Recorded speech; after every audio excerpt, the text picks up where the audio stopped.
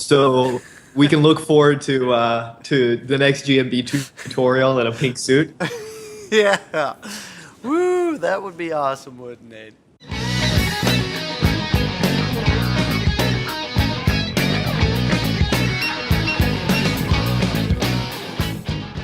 All right, all right, all right. Breaker one niner on the interwebs. Get your ears on for the GMB Fitness Skills Show.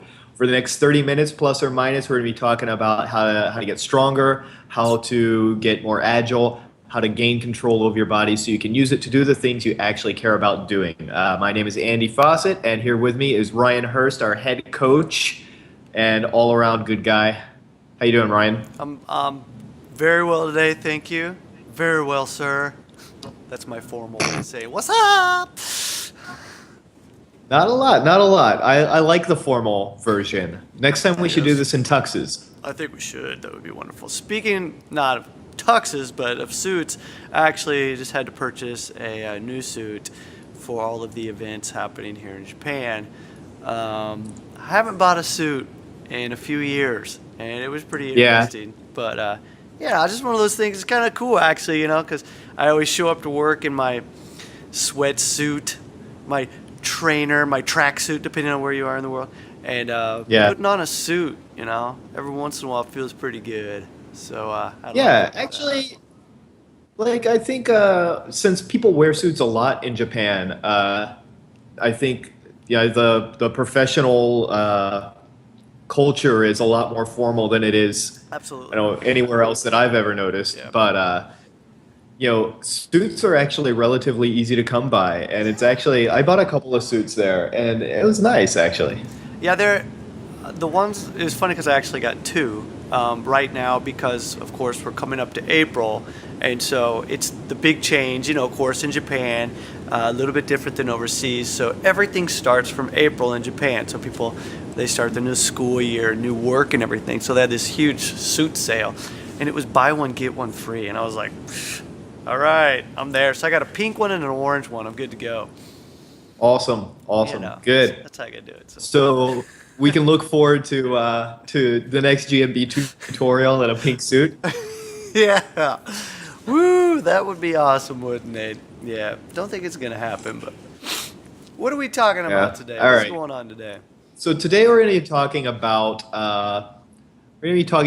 how to adjust your training as you get older. The last couple episodes we talked a little bit about adjusting your training, to your body type, adjusting your training if you need to work on your body composition, adjusting your training for when you're coming back from an injury or something. And so this is kind of the next extension of that, how to adjust things as you get older. And since you are old, it seemed like it was a really good opportunity to take advantage of your expertise in that area. Because I'm so old, that's right. For those of you, it's which the first we time should say. listening. So I mean, some people don't know that you're 41. Yeah, right? 41, and which, I mean, it's not that old. But looking at what it's not old we're at all. doing, But I we're think a looking lot at of what people we see. do. Yeah, and a lot of people might think I'm younger. And as a matter of fact, it was funny because talking with one of our good friends, Al, and he didn't know that I was in my 40s. And he figured I was in my 30s, early 30s or something, which makes me feel good. But the thing is there's not a lot of people doing what we're doing at this age. So if you look around like some of the other guys, and hope I don't get in trouble for saying this, but like Mike Fitch, Al, those guys, early 30s. I believe even Ido Portal, I believe he's in his early 30s, But I'm 41 and still doing this stuff, and I plan on being able to do it for a while now. And that's kind of what we're going to be talking about today, is how you can continue doing this, or even how you can start doing this kind of stuff even if you're 40 and beyond. Yeah, absolutely. And I am only 23, so I don't have nearly your level of experience with this thing. That's correct. That's correct. Sound like my wife. Yeah. So we'll get to that in a second, but first let's answer some questions. How about this? We get asked variations on this for a lot of different exercises. So that's kind of like just list a few. We do a lot of things that are holds. You know, there's certain types of exercises that you do for reps, certain that you do for duration, and there's other ways that you might, you know, count exercises too. Obviously, we always suggest that you focus on quality over quantity, be that reps, sets, or duration or whatever. But assuming good quality, people ask us, well, what's a good time to hold the hollow body? Or what's a good time to hold the L-sit? You know, what it comes down to is I think people want to know how many seconds do they have to do it before they can pat themselves on the back. Sure. There's a couple ways I can answer this, and I can flat out just say the way that we have it written in the manuals. The hollow body hold, you want to work up to being able to hold each level. Like if you start with your legs bent and then work on straightening them and then get into the full hold for a minute. That's what you're aiming for. But let me tell you why we do that. The reason why is because most people don't actually spend enough time working on the basics to get themselves strong enough to do the other stuff that comes later. And so that's why we give out a number, you know, aiming for that 1 minute mark. Handstand is a good example of that. Looking at holding a freestanding handstand for 1 minute before you move on to something else. But I gotta tell you, really, that's just a number. It's just a number. If you have put in plenty of time and you're and I like to use the term very comfortable with the term. And comfort to me is, for example, I can lie down on the ground in a hollow body hold and watch TV and be okay. You know, I mean, I've spent so many years doing it. I don't want to say it's natural because it's not like just, yeah, I'm walking kind of thing, but extremely comfortable with it. Yeah. And so really it all comes down to, are you able to perform that particular hold for the proper amount of time that allows you to start working on the next whatever you're working on? So let's say you look at the L-sit and you want to do the L-sit on rings. And the reason that you want to do the L-sit is because you want to start going to the L-sit to a bent arm stand. Well, you're not going to have to hold the L-sit for a minute. You know, I mean, really, it's like just a second or 2 seconds before you transition into the bent arm stand. But we want to make sure that you have the proper core strength in the hollow body hold or the L-sit that will allow you to freely move in and start working on that more advanced movement. That's what it is. So yes, I don't necessarily think you need to be able to hold the L-sit for a minute. That's pretty long. You know, to do a good L-sit for a minute is crazy long. It's a long time. I'm gonna flat out say I don't think I could do that right now. I honestly, I know I couldn't do a 1 minute proper L-sit right now, but I can pop up right now on the rings, hold an L-sit for a good 20 seconds, no problem. You know, and that's just the fact that I've spent so much time before working on that. And this is another thing too that is good to bring up. You work on being able to hold something for a minute, whether it be the hollow body hold or the handstand. Now, once you get that and you start working on the other things, you probably won't be working on those 1 minute holds as much maybe as you did previously. So that's why I said that I don't think I can do it now.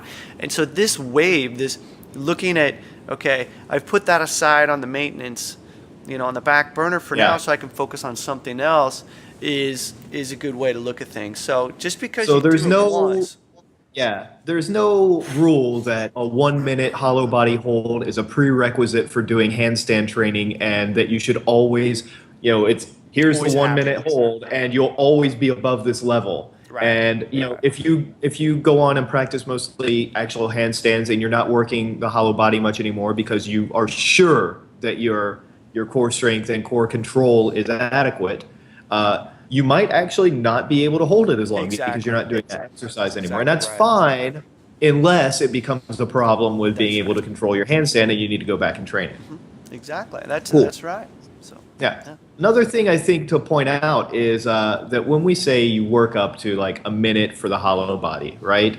Obviously, 1 minute is not magical, and like you said, it's not that you need a full minute, but it's a good thing to shoot for. And actually, with training, it's not that hard to get up to a 1 minute hold in the hollow body, for example. Now, for LSIT, getting up to a minute, that would be pretty impressive.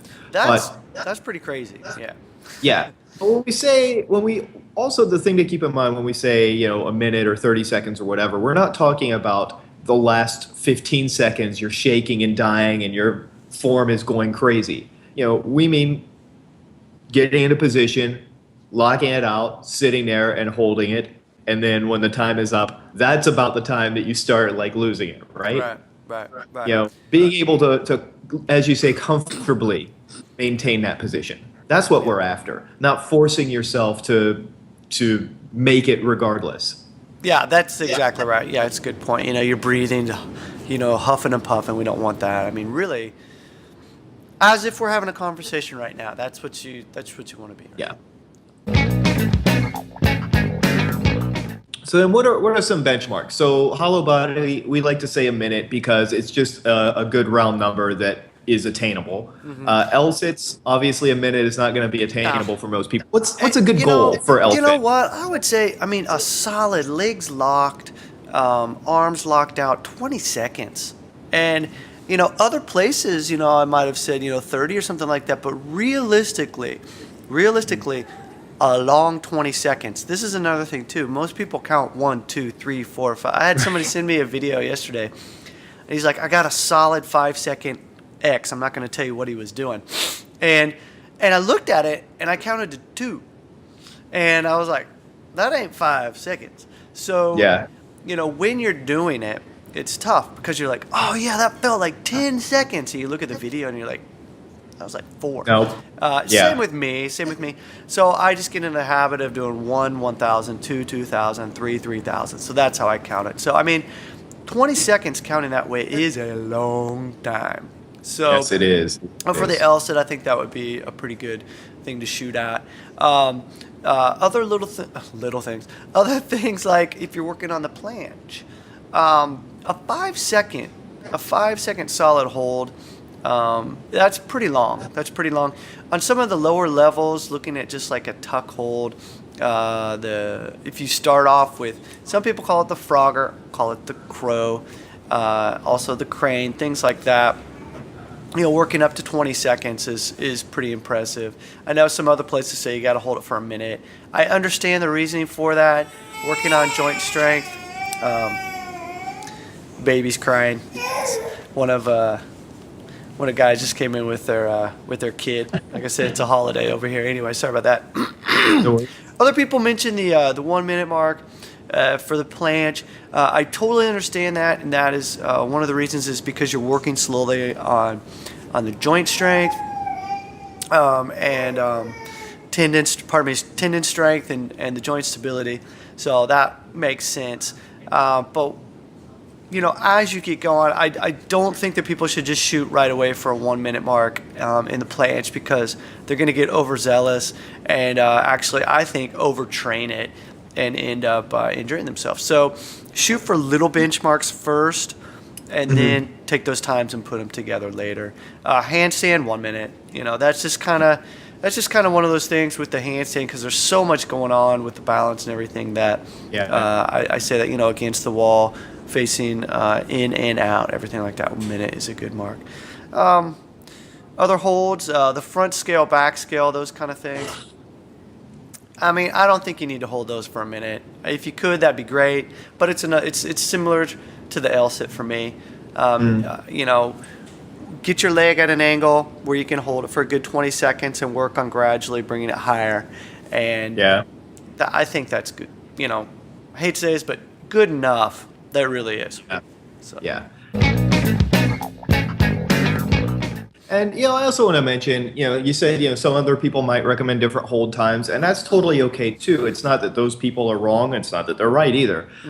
What it comes down to is that we have specific goals for our programming and our style of doing things, which is basically for general fitness for people who are not competitive athletes, and for people who you really just want to learn how to have better control over their bodies. It's not for weight loss, it's not for maximum hypertrophy or any of those things, and it's not to become like a circus performer either. Right. Now, not that any of those goals are wrong, but other people might have different goals. So if another discipline or if another method is saying that you need a 1 minute hold time, well, for those goals, that may very well be exactly right. But it doesn't also mean that for our goals that that's necessary either. Yes. Some people say, oh, you should never do rings until you've been training for a year because it's dangerous. Well, it's dangerous to jump up and try to do iron cross training, but it's not dangerous to do pull-ups on rings. I'm sorry, you're not going to injure yourself because you're not ready for pull-ups. Yeah. It depends on the goal. Right, exactly. And there's a reason why that person set up that time, because they're looking at the end goal, the goal. Yeah. And so, figure out what you want to be, okay? If you want to be a circus performer, you probably don't want to train with us, And I don't really Even though we do have circus performers who do train with us. So as a matter there's of fact, that too. yes, yeah. We actually have several circus performers recently, who train with us. But if you likewise, if you want to be a gymnast, and this is all right, I'll just flat out say it. If you think you want to go to the Olympics to be a gymnast and you're 22 years old, sorry, buddy, it's too late. Yeah. Sorry. But on the other side, even if you're older, even if you're 40, for instance, even if you're 60, if you don't want to be a gymnast, there's no reason that you can't start doing something. Exactly. And that was my clever segue into what we're going to be talking about now. I want to say going into this that, a lot of what we do is, some of it is better for younger people, some is better for older people, but all of it is based on the idea of building greater body control, greater physical autonomy, being able to do the things you want to do. Now, people at different ages we have to generalize when we say this, they have different things that they can and can't do, and different ways that their body responds to things. And that's going to be individual, of course. If you're 60 and you've taken great care of yourself versus being 30 and you've treated yourself pretty poorly, you might have a different situation. But we have clients ranging from minors and children, you teach children all the time, and also up into their 60s and 70s. And many of them are doing very similar things in their training and being able to make progress. So it's not that you can't do it. No, and I want to say this too. I've been involved with fitness. Before we started GMB, I was involved with a different organization. I wasn't doing gymnastic type movements, the stuff that we're doing here in GMB. I was a gymnast all the way up until high school, but I took a break, a long break, and it was about 4 years ago actually, when Jarlo sent me the rings, that I started back into this stuff. So I've only really been doing this now for about 4 years, a little longer. Yeah. So looking at it that way, I mean, a lot of people think, oh, Ryan, he's been doing this since he's 5 and he hasn't stopped. No. Yeah, I have. You had like a 19-year break, I think, when we actually figured 19. It out. And so that's quite a while. That's a big break. Yeah. And so obviously, I was involved with fitness, and it wasn't like, I was really overweight or something like that. But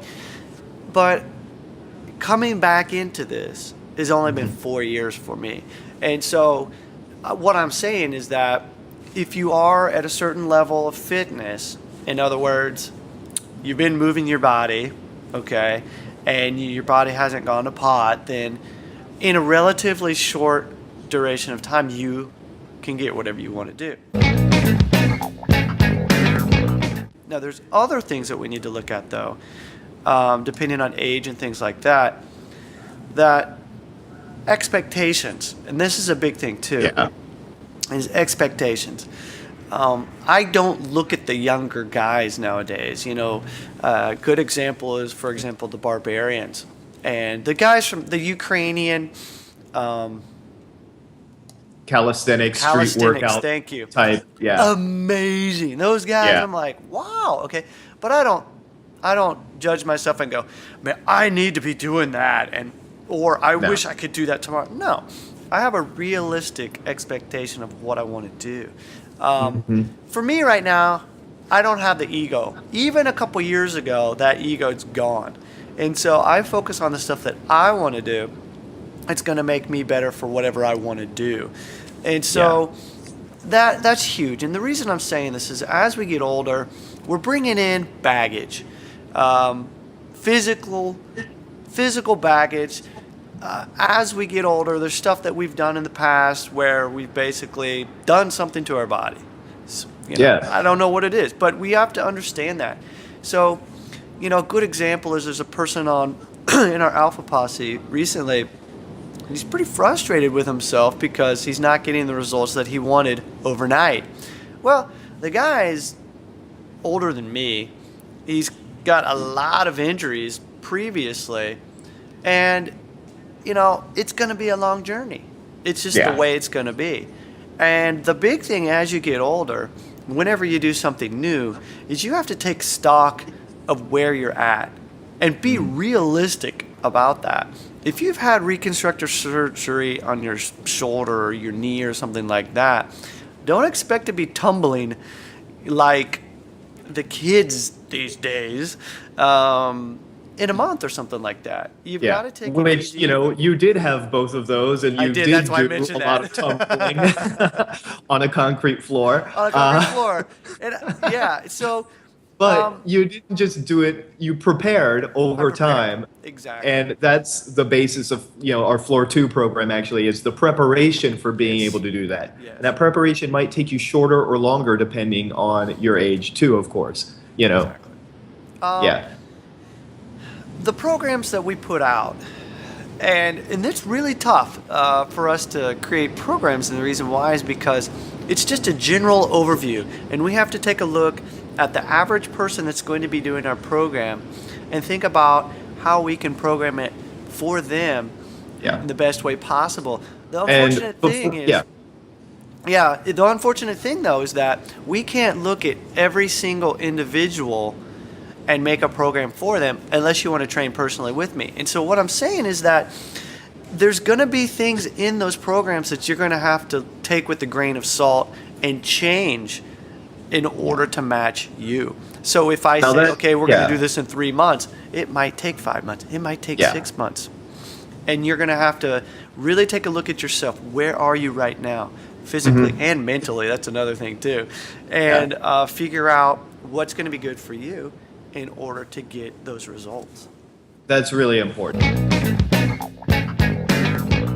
And when we say average too, and that you're going to have to change it, I don't want anyone to get the wrong idea and think, oh, well, I have to customize everything. Because most of us are average. And when we say average too, keep in mind, we're not talking about statistical average stats of a U.S. male or anything like that. We're talking about over the past 4 years, the thousands and thousands of emails we've gotten and messages and people that we've worked with in person and people that we've worked with online. And the feedback we've gotten, every program we have out now, I think, is into its second or third or fourth revision. That's right. And what that means is people have purchased the programs. We have beta testers that go through them first. We make adjustments based on that. Then when people buy them, people ask questions. We look at their feedback and make adjustments and improvements. And, like Rings 1 is on its fourth revision? Third? It was fourth because I completely so our very it. first program, we've actually rewritten it 3 times since we released it. So, that's because we've been adjusting it to what works and for the average people that are using our stuff, So if you find us and are interested in our stuff, there's a very good chance that you're going to be a lot closer to that average than you might think. So there are, and it's a great point. And the program itself, a lot of people think, oh, I need a custom program. We talked about this before in another show, but really, what it's about is trying it out and seeing how it goes with you. There are some special cases, like if me, for example, with my shoulder and my knee. But the thing is, because I've had these issues, there's a good chance that I'm going to program it to make sure that other people can do it. And that's the Exactly. big thing. And that's what separates us from a lot of the other places. And that is that we're thinking about the people who want to be able to do this stuff, but maybe they aren't 20 years old and don't need to worry about their diet, and they have tons of time on their hand. They can train 8 hours a day, and they can already tumble or something like that. That's not the kind of people that we were thinking about when we created these programs. So that's what we're talking about about the average. So, so we'll get to some specifics, I guess, in a few minutes. But first, you were kind of alluded to this a little earlier. Let's talk about people who are a little older, because now we're going to also talk about people who are younger. We're not just this isn't just an old folks episode, but people who are a little older, you're kind of alluded to earlier that, they might need to change their priorities or be realistic. And I don't want that to sound like, they can't do what they want to do. Actually, Ross Enamite at rosstraining.com regularly posts videos and about guys that are into their 60s and guys that started when they were in their 40s and are just in amazing shape. If you want some inspiration, go to Ross's site, and there's all kinds of stuff on there. So it's not that you can't do things, but you need to, I guess maturity is the word, and I don't want it to be like maturity meaning old, but just personal maturity, like you like to say, knowing who you are, and being mature enough and comfortable enough with that to say, to be realistic, and not in a negative way, but just, this is the thing I need, this is what I really want, and not thinking that you have to chase after everything because it's one, bright and shiny, and two, because you need it for your ego. And everybody else might be doing something, but if you don't want to do that, then why are you going to do it? And it kind of reminds me of like guitar. Like when I was learning guitar, it's just me, but like everybody else was learning the popular song or something at the time. I was like, no, I want to learn the song like I like, and maybe I won't be able to jam with everybody on the weekend, but that's fine. I just want to learn what I want to learn. And it's like that for me right now too. And I think as we get older, we need to become more aware of that. Really, is that really what you want to do? Or is it just the fact that you saw something and everybody else thinks it's cool and you feel that you should be able to do it? A good example is the planche. I mean, it's a cool trick. And, I got to be honest, right now, the GMB trainers and I, at least Junior and I, we're getting our planches back. And the thing is, though, I'm not doing it because, like, everybody's like, oh, dude, can you do a planche? It's not that at all. It's like, really, that's something I want to be able to do. And so I'm working on it. The thing is, be selective. And as we get older, I think we do this because we are mature. But life's too short to be messing around playing another person's game. Yeah. And I think that's kind of what it just comes down to. Even in some of the programs, there might be, in the GMB we have all these different programs, but just find something you want to do and do it. Yeah. That's all it is. That's all it is really for me right now. And so even, you might not be hitting the full body spectrum of making sure that you've got the equal workout percentage for lower body to upper body. That's fine right now, man. Just start off or, do what you want to do right now and then worry about the other stuff later because it might. Just start, follow a program, see how it treats you, and then make adjustments as needed. Yeah. Yeah. I And like it goes that. for the I like young that. guys too. If we go in, Let's talk about young guys because I don't want to leave that out. Yeah. So if you're a young guy or gal, I mean, what you should be doing is working out at least 8 to 9 hours a day. I'm just kidding. I'm really just kidding. And I gotta say this too. The one thing that, and I did it. All I did was work out. That's all I did. I did my martial art. I lived it. I breathed it. It was like I couldn't get enough of it. And I think trying out a whole bunch of different stuff is good when you're young. It's one of those things Dan John talks a lot about it, about dabbling a little bit of a lot of stuff to figure out what you really want to do. But then when you figure out what you really want to do, hit it hard. Because that's a good opportunity for you to get really good at something. And because your recovery is going to be better. And, you know, if you're really young, you could probably put anything you want in your mouth and it's going to be fine because you're not going to have to worry about getting fat. And, you know, of course, you know, case by case. But that's the time for you to really focus on something to get good at it. And the trouble comes about is the ego. This is the thing with every person in the world. And you're going to be like, yeah, I want to get really good at this. And your friends are going to go, dude, you should also do this. And you're going to start thinking, oh, I have to do that too because my buddy's talking about it. The only advice I can give to you about that is live your own life. If you want to dabble a little bit in that too, hang out with your friends, it's great. But if you can find something that you can be really good at, do it. And just stick with it. And that's all I got to say about that. So. Yeah, and that's not to say that everyone needs to be a specialist or anything either. No. You know, you start out dabbling in different things. You can't pick your favorite if you've never tried anything else. Like there's 31 flavors of ice cream. You're not just gonna like decide I like chocolate. There's a lot more than 31 too. But you know, you've got to figure out what you enjoy. You know, go rock climbing, try slacklining. You know, learn how to do some parkour, take some capoeira classes, do some martial arts. You know, take a adult gymnastics class if there's something near you. Go to the weight room and get pretty good at the basic lifts. Yeah, and I gotta interrupt because also don't get on Facebook and think that you shouldn't do something because somebody that you admire says it's bad. Like Zumba. If you want to try Zumba, go do it. Seriously, screw everybody else.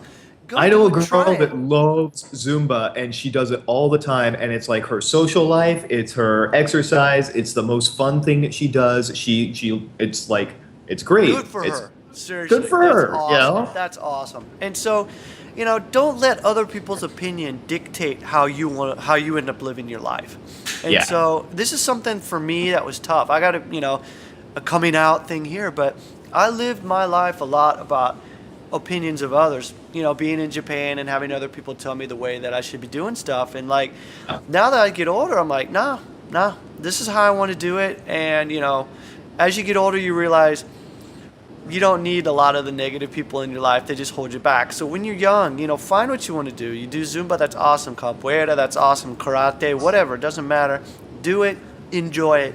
Don't worry about what other people say about it. Have fun, you know, that's what you got to do. Put in the work. This is a good opportunity when you're young to really put in the work and do it hard. Yep. But enjoy what you're doing. Keep in mind, nothing is the best. Nah. Nothing is the best. If you're young and somebody says something the best, even if you're old and somebody says something the best, nothing's the best. You just got to figure out what's you're interested in. You. Yeah. You know, if everybody jumped off a bridge, would you too? Come on, be honest. No, but you know, so you know, if you are young on the practical side, you know, do a lot of things, but also remember that you know, just because you can get away with things, injuries you have now are going to come back for the rest of your life. Take care of yourself. Learn proper maintenance and recovery now. Yes. You know, for one, it's going to accelerate your results and your progress so much. But for two, it's going to keep you from having things that you regret. It's going to prevent you from being that guy that's 40 years old and is like, you know, my shoulder's all messed up. Can I do this? Exactly. You don't have to have that question if you don't let your shoulder get messed up. Word to that. Oh, I needed this talk when I was about 22. I think everyone You needed this talk when you were about 32 also. I did, exactly. I was still doing crazy shit when I was at Yeah. But then, you know, on the other side, older people, it comes down to also the same thing, but not as much from a preventative side, is that your body probably, as the metabolic processes slow down, your recovery is also going to take longer. And nutrition is going to be more important, and rest is going to be more important. And you have to be even more careful to avoid injury because that recovery is going to be less complete and take even longer to heal and slow you down even more. And so that's really what it comes down to with age for adjustments, is just being even more careful and mindful of where you're really at, continuing to take your ego out of it as much as possible and just focus on quality and recovery. Boom. That's it. That's good. That's good. Yeah. Yeah, it's like we've talked with this about like hundreds of people. It's almost as if we've coached hundreds of people. Yeah, almost as if every single day we say this or something, to Yeah, people that we I work don't know. with. Kind of weird. All right, Yeah. I think that's a good place to stop. Good Yeah. topic. Yeah, so it doesn't matter really your age. It's taking care of yourself. That's what it comes down to, and enjoying the process. So. Yeah, find what you want to do and take care of yourself, and you'll be able to make progress and be happy with what your body can do for a long time. So thank you for watching, listening, being a part of the posse. Leave us a message, send us a note, review us on iTunes, send Amber chocolate. Yeah, and we'll see you next time.